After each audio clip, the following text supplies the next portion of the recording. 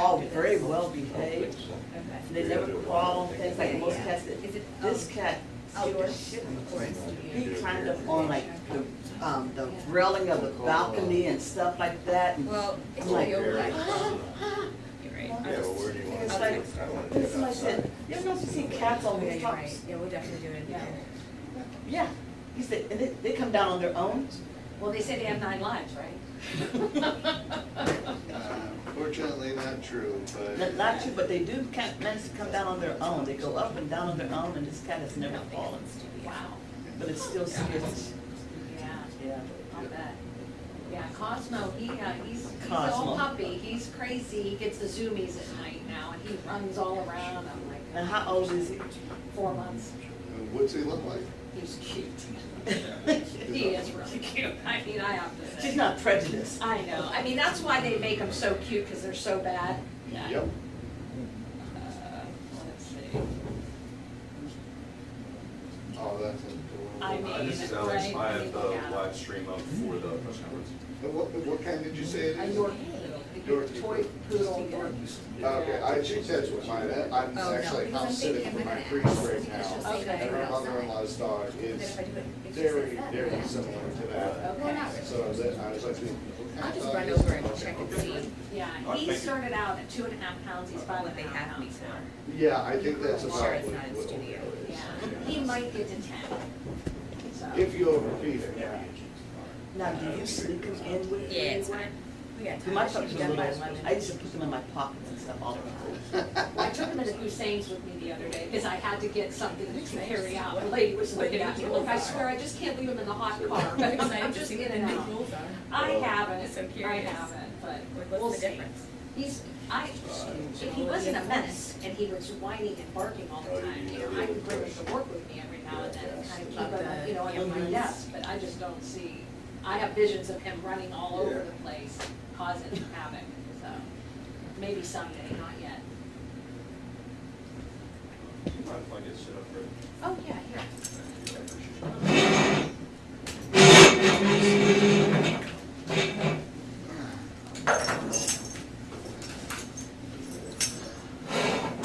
Damn, this place has changed. I think they changed something. Just once in a while.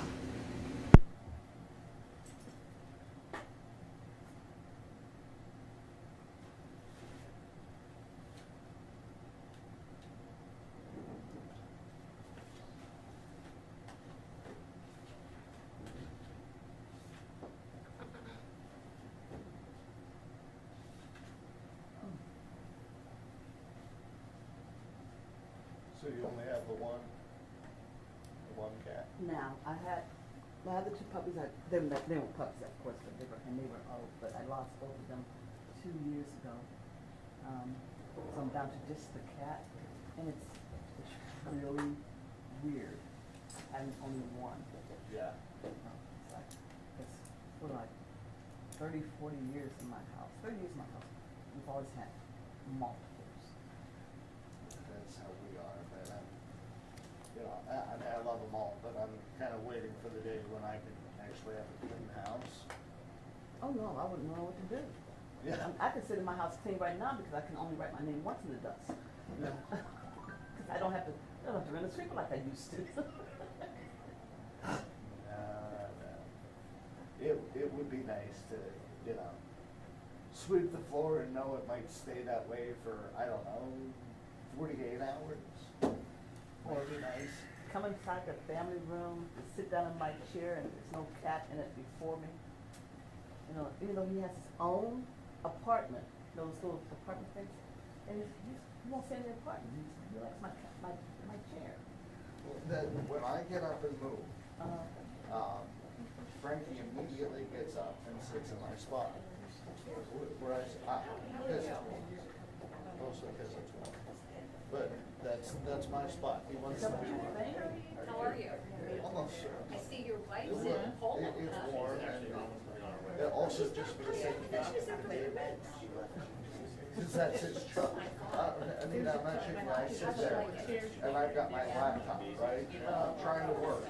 And he has to be, not next to me, he has to be Yes. Like with my arm obstructed, so I can't really, I'm really tight in one hand. I knew it was. No, it's okay, but they can do Yeah. it, it's fine, I just wanted to let. Tell her I said hello. He's never We're gonna explained. be going to. Yeah, yeah.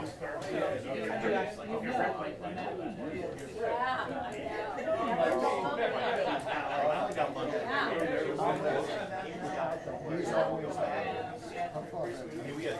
I miss that, like I said, we have other cats in the house, none of them like it, so me and the dog, it's only friends. I was just, Well, I don't have to do anything, 'cause I,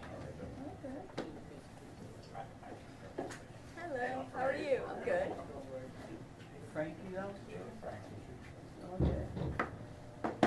Get out. Let me see, I probably got all the monsters together.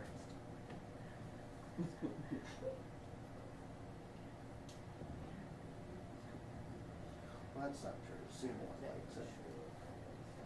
But they do indecent things, so. Do you know the cast of the cartoon cat? Which one? I think it's from, Top Cat? Yeah, the Egyptian, never mind.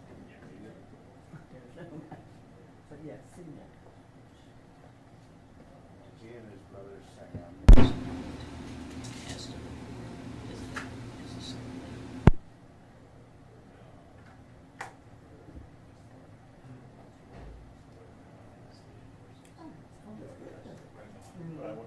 Who's Great. with Space Home. Oh, yeah, yeah.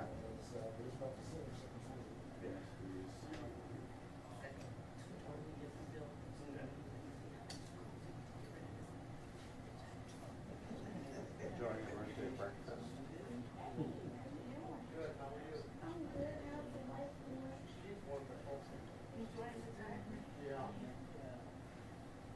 Yeah, I usually don't. How are you? Outside. How are you doing? Good. He got out onto the porch and I let him hang out for a minute.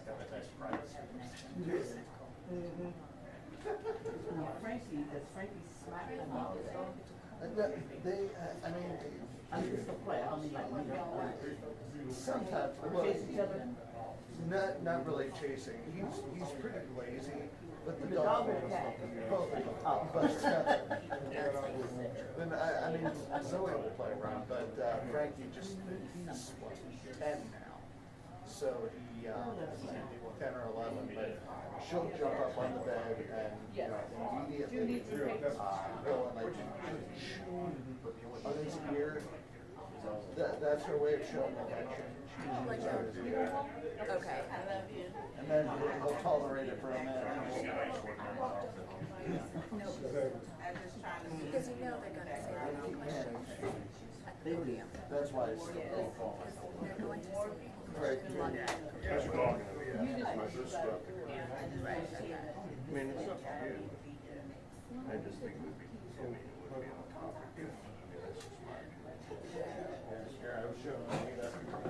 Is that a beagle? Beagle mix. Okay. Look how cute. Beagle I shepherd. don't know, I just feel like people I got run her. away, just like, he's Yeah. been running from Pretty us. common mix. Yeah, Whoa. She's mostly beagle, I can assure you of that. Alright, Yeah, well, no. our dog, I got her spring of COVID. I mean, if you want to, just be like, I have a question that's. We had, no, I picked her up on March 24th. That's right. And, we had just put our other dog down on January 24th.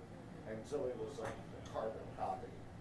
So I said that, the picture came up on, my friend shared that the, dog had her. Yeah. Okay. Well, my, She's coming out. yeah, my dog's has a lot of the same mannerisms as my prior dog had, so it's, yeah. Is that good or bad? Good. Okay.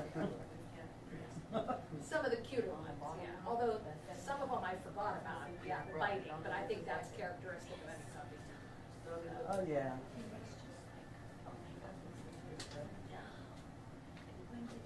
No, I don't have to worry about the biting from the dog very much. It's the cat.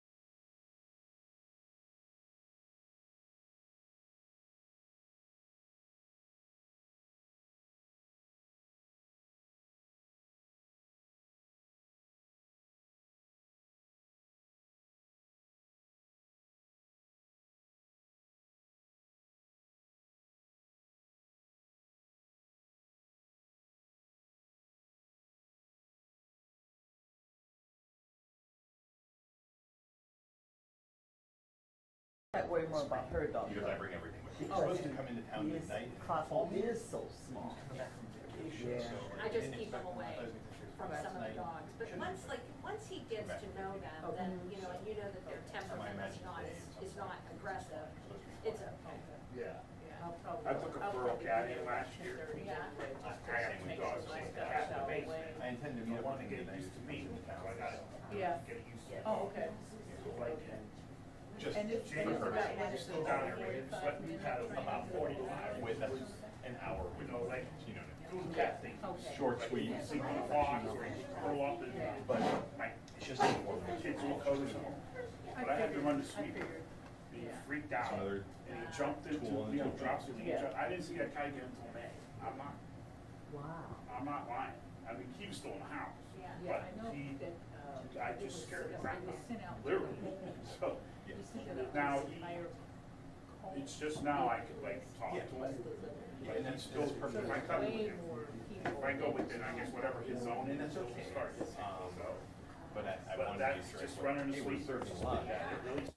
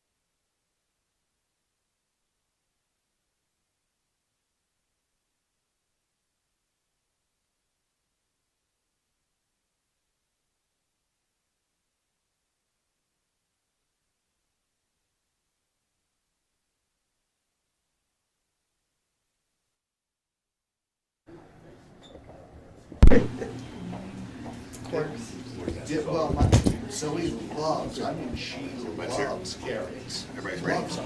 So I was at my sister's, I had her with me. Everybody goes, How are you? good. Good morning. Okay, how are you? Good, how are you? I'll tell you later. Hey, Chief, how are you? Good, how are you? How's everybody? It wobbles. It's always, it's been like this even when you were here? I don't know, is that a new one? Yeah, that is the nerve. That's the So nerve. it's still the same then? Yeah. Same company, huh? Yeah, yeah.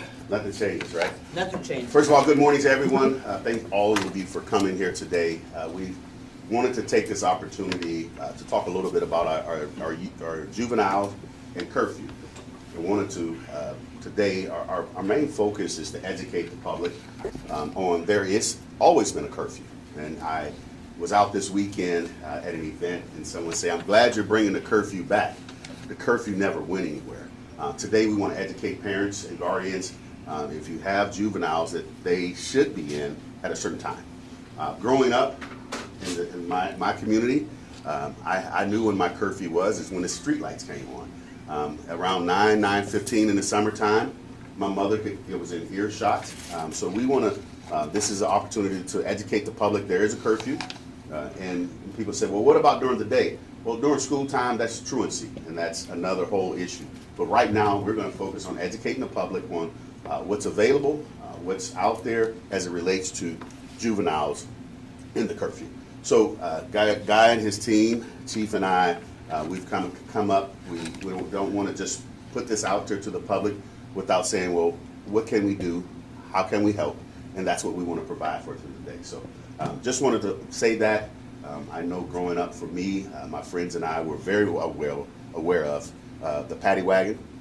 Growing up, I came from that time where you knew at a certain time when you see the paddy wagon coming around, it must be time for us juveniles that we're under 18 to get home.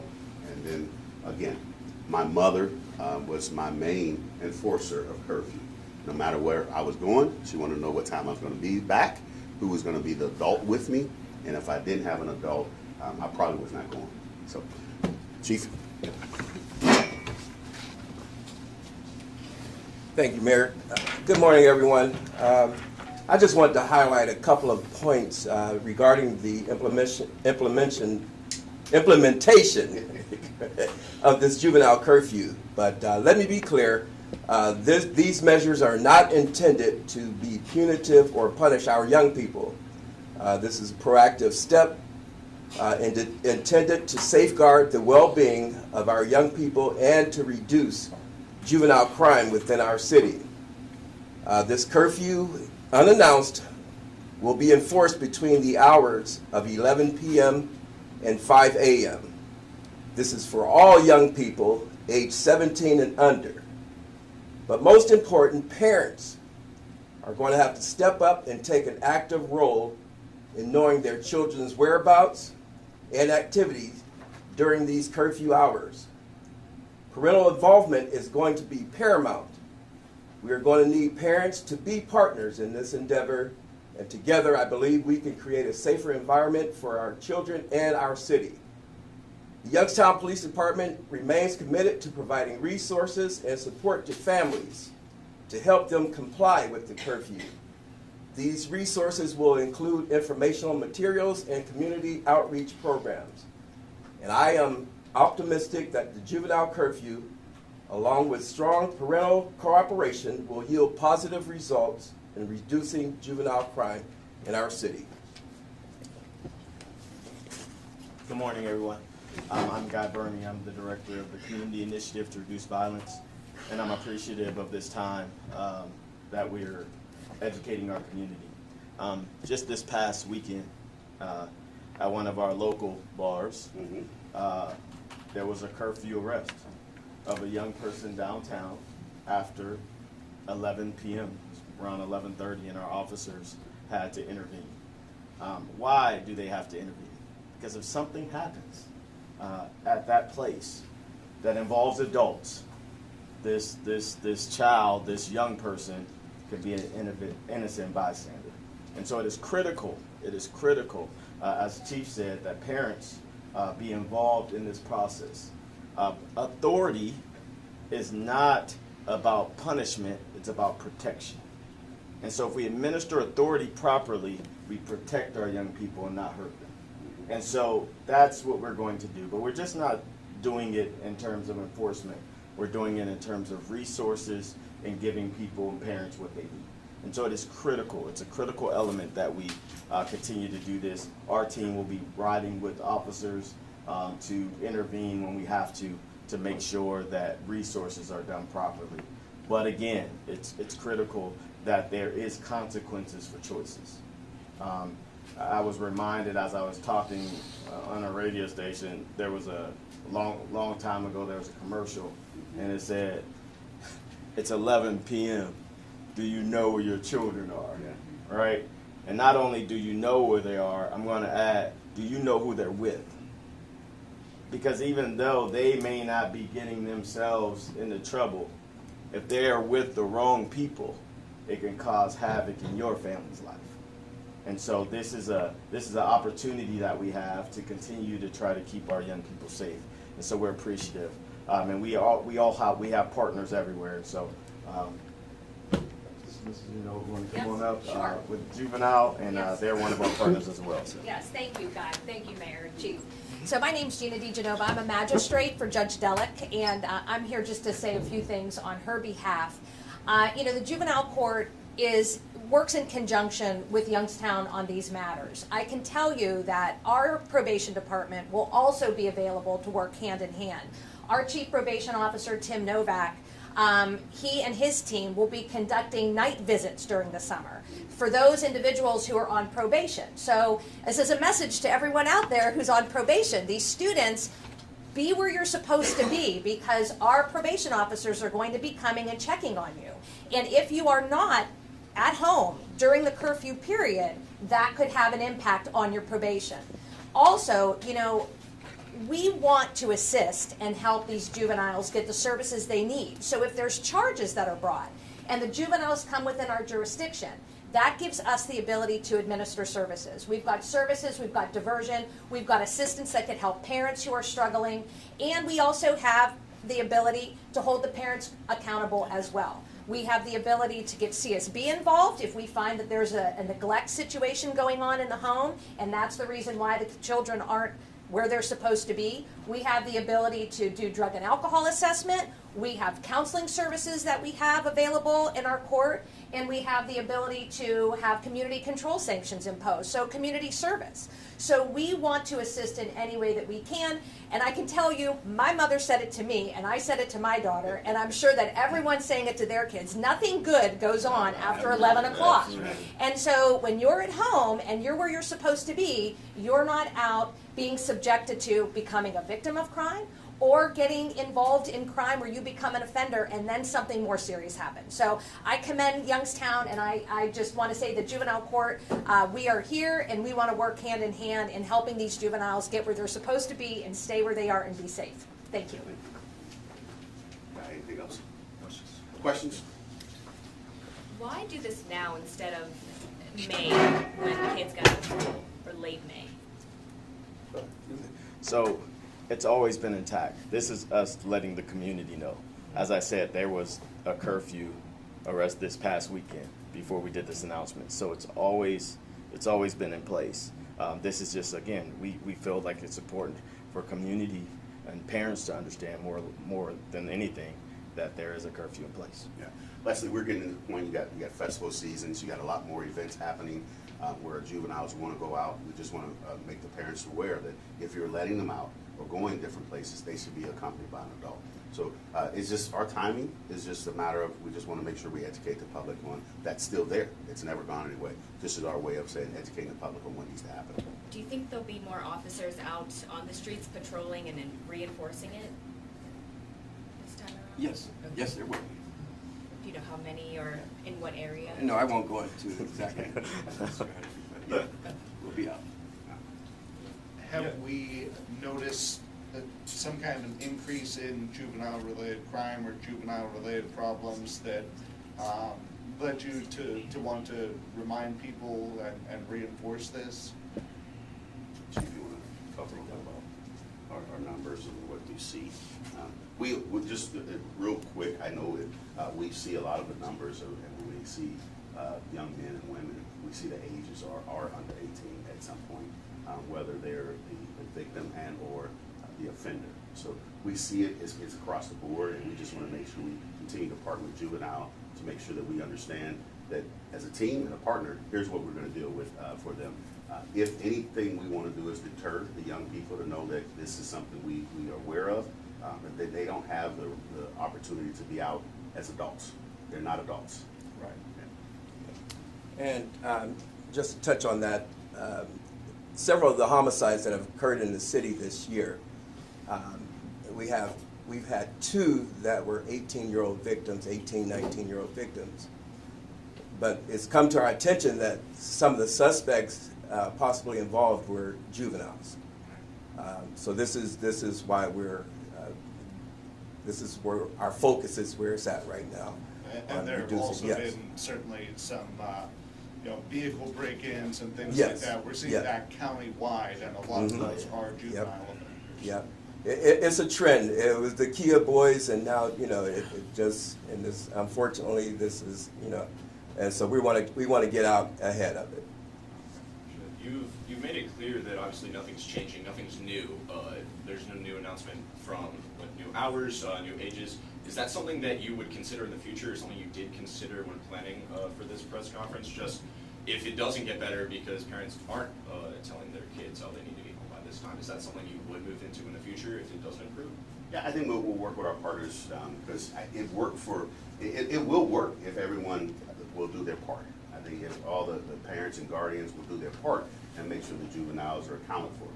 I think for me, it starts at home, and we want home to. If home would do, a little better at making sure that, I didn't realize that, at 17 they can't be out by themselves. So I think this is going to be a great opportunity for us to partner, and we'll look at what that happens, working with our juvenile department to see how those trends are working for us. But it works at the time when the parents and the home life are together.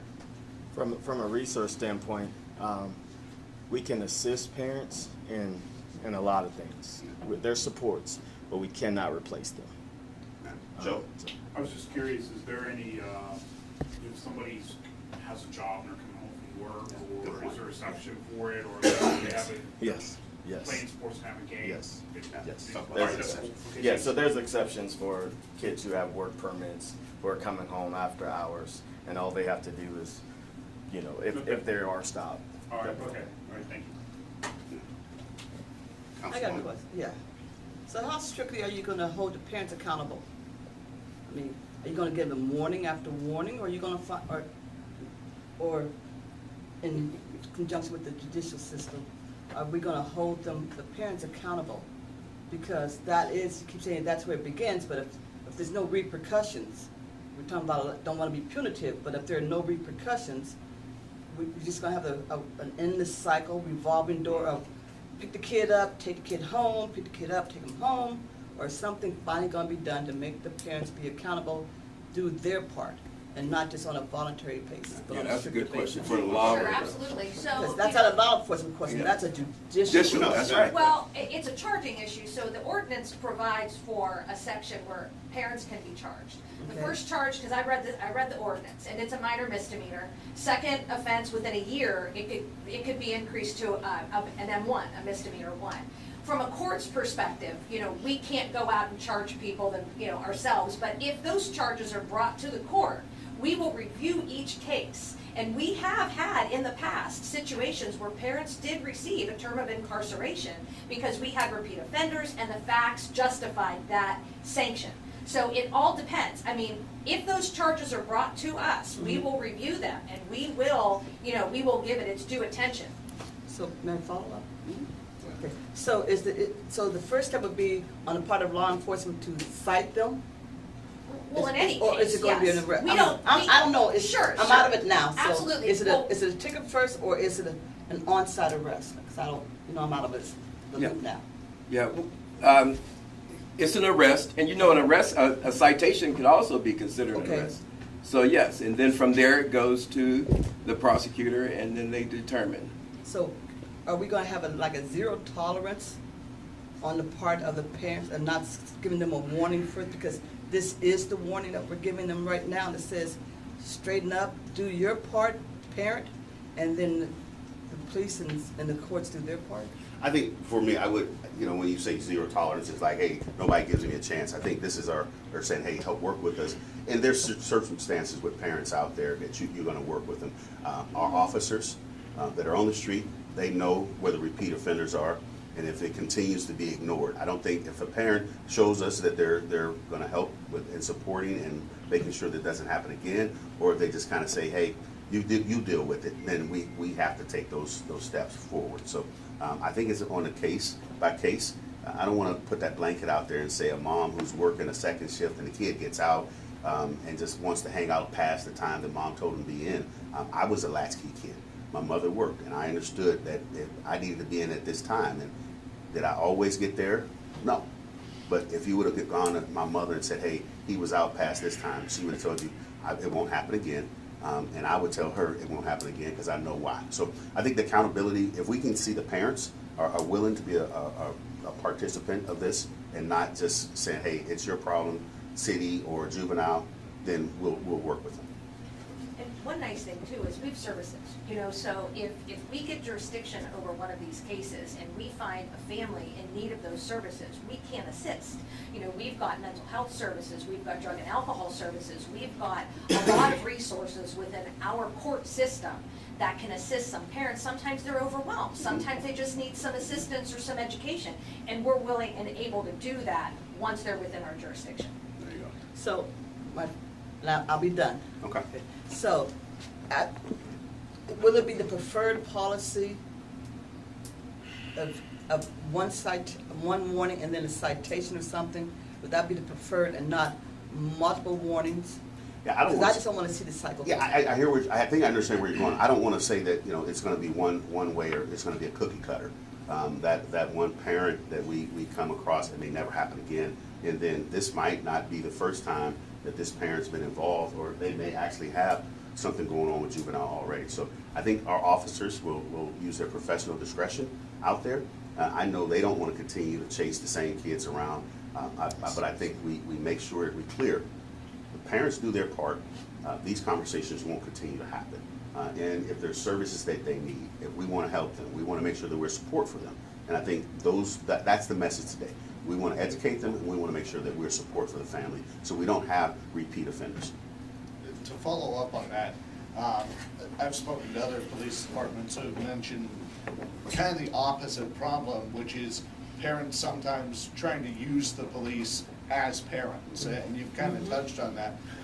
How do you kind of avoid that? What resources are available to maybe help them understand when it's actually appropriate to get police involved if they're struggling to get their kid to stay in after curfew or whatever? So that's a heavy question, that, because that's dealing with parenting. Yeah. Right? And so there are some parents, we'd rather a parent call than to just let a kid go. Right? But then there has to be education there because police are not parents. But at the same time, if the young person is on probation, if the young person is causing havoc in a neighborhood, then it's critical to get a hold of that early and not wait. And oftentimes, neighbors, people keep their mouths shut.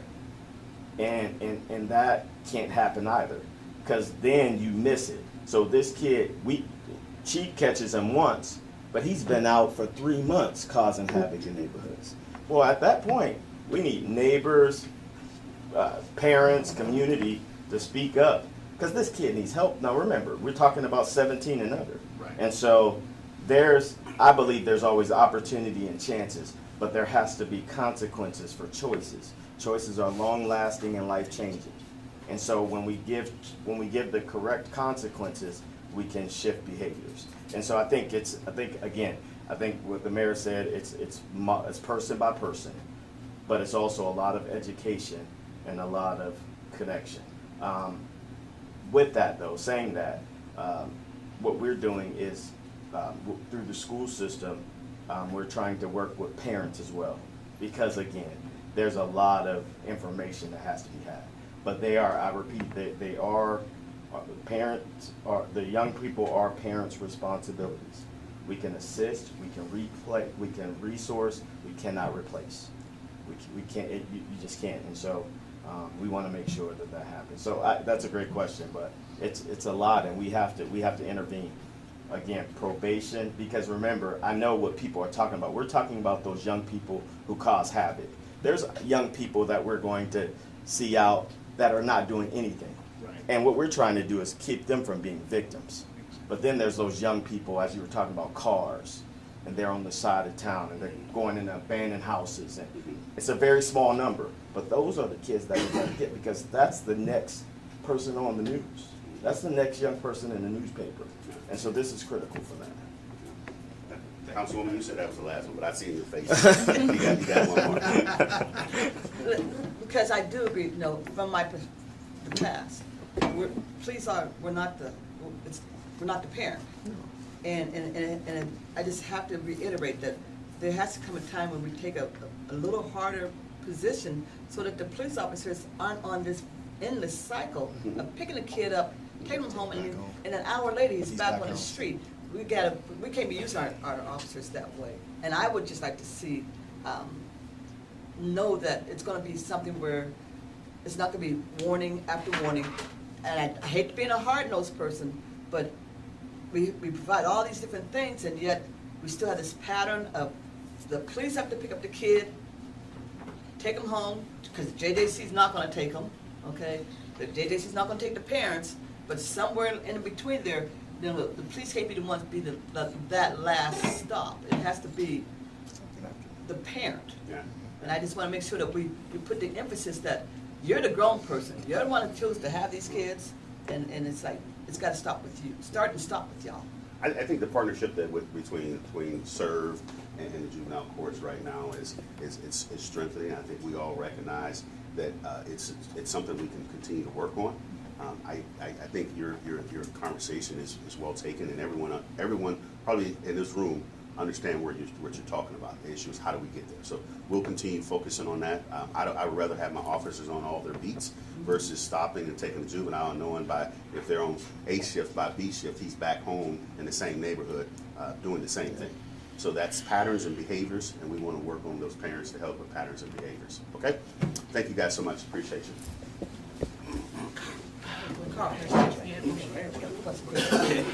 I need some. I'm gonna bring my camera.